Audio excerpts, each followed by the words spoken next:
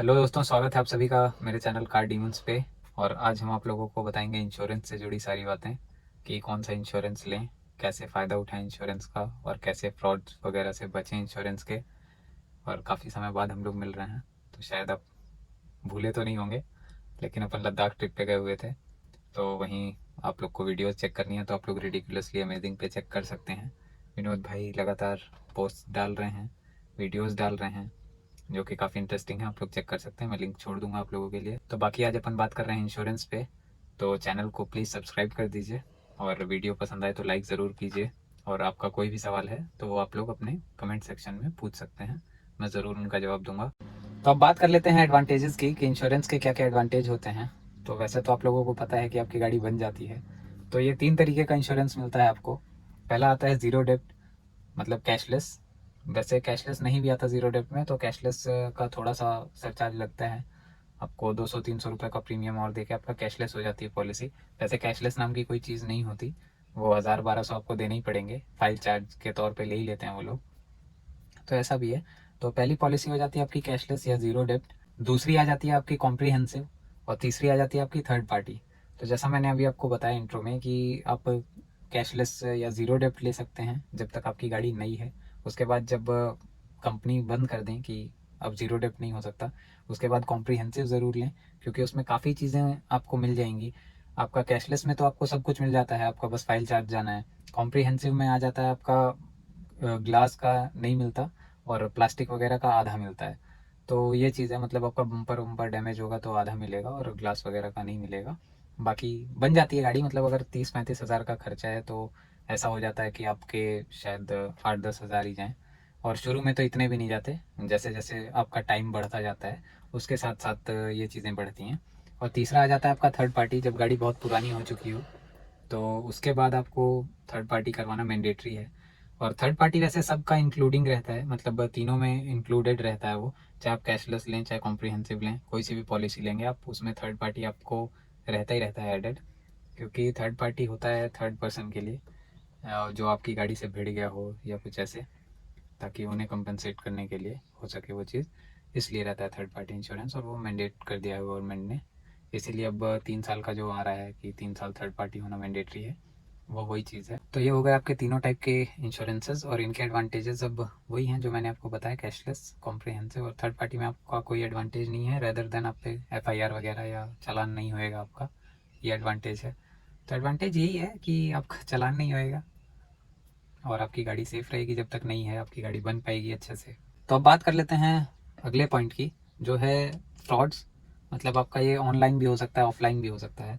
तो जब भी आप लोग पॉलिसी लें तो ध्यान रखें कि बहुत ज़्यादा एक तो उसमें ना पड़े कि NCV वाला एक चक्कर होता है कि अगर आप ऑनलाइन पॉलिसी ले रहे हैं NCV दे के आपको अच्छा खासा डिस्काउंट तो मिल जाता है, लेकिन वो फिर आपका क्लेम पास नहीं होगा at the time of accident. आप अपनी गाड़ी धोगे और फिर वो पॉलिसी देखेंगे जहाँ पे आपकी गाड़ी बन रही होगी, तो वो लोग क्लेम आपका रिजेक्ट कर देंगे कि इसमें गलत NCV डली हुई है। तो अपनी NCV का हमेशा ध्यान रखें जब भी इंश्योरेंस लें, चाहे ज़ीरो डेब्ट हो चाहे कॉम्प्रिहेंसिव हो, उसमें आप NCV अच्छे से सोच समझ के जो आ रही है एक्चुअल, वही फिल करवाएं। क्योंकि ऑनलाइन में कई बार ऐसा होता है कि कुछ भी फिल कर देते हैं, या आप ऑफलाइन वालों से भी मांग रहे हैं तो वो भी कुछ भी फिल करके आपको डिस्काउंट तो दे देंगे कि हम सस्ती दे रहे हैं पॉलिसी, लेकिन वो आपका क्लेम रिजेक्ट हो जाएगा। तो उस चीज़ का ध्यान रखने की बहुत ज़रूरत है, तो उस चीज़ का ध्यान रखें। और बाकी पॉलिसीज़ के फ्रॉड हैं आधे, जहाँ से आप गाड़ी लेते हैं शोरूम वाले, उन लोग भी अपनी तरफ से पॉलिसी देने के लिए उन लोग भी कहते हैं कि आप यहाँ से नहीं लोगे तो हम आपकी गाड़ी बनाएंगे नहीं, या फिर आपको कहीं और से लोगे तो कहीं और ही गाड़ी बनवानी पड़ेगी। ऐसा कुछ नहीं है। आप लोग मतलब ऑल ओवर इंडिया अगर आपका इंश्योरेंस सही है, सही चीज़ है आपके पास, तो आप कहीं भी गाड़ी बनवा सकते हो, जो भी रजिस्टर्ड होगा उस इंश्योरेंस कंपनी के साथ, वहाँ पे आप गाड़ी आराम से बनवा सकते हो। और बाकी इन लोग कई बार होता है कि शोरूम वाले एक्स्ट्रा पैसों के चक्कर में पॉलिसी महंगी तो देते ही हैं थोड़ी सी, पर इस चक्कर में इंसान वैसे पीस ऑफ माइंड तो होता है कि अगर आप उसी जहाँ से आपने गाड़ी ली है वहीं से आप रिन्यू करवाते रहते हो, तो थोड़ा पीस ऑफ माइंड रहता है कि आप गाड़ी जाकर खड़ी करोगे तो आपकी गाड़ी बन जाएगी एटलीस्ट। लेकिन आप कोई भी पॉलिसी लो, अगर आपकी पॉलिसी सही है तो आपकी गाड़ी बनेगी एनी हाउ, उसमें कोई इशू नहीं है, तो उतना नहीं सोचना है। तो ये चीज़ें हैं, इन चीज़ों से बचने के लिए सही पॉलिसी करवाएं, सही व्यक्ति से करवाएं, ऑनलाइन के चक्कर में ना फंसें। कई बार ऐसी अननोन कॉल्स भी आती हैं जो मतलब आपको लिंक भेजेंगे, आप पैसे भेजेंगे, लेकिन हो सकता है आपका कट जाए, तो उस चीज़ से बचिए।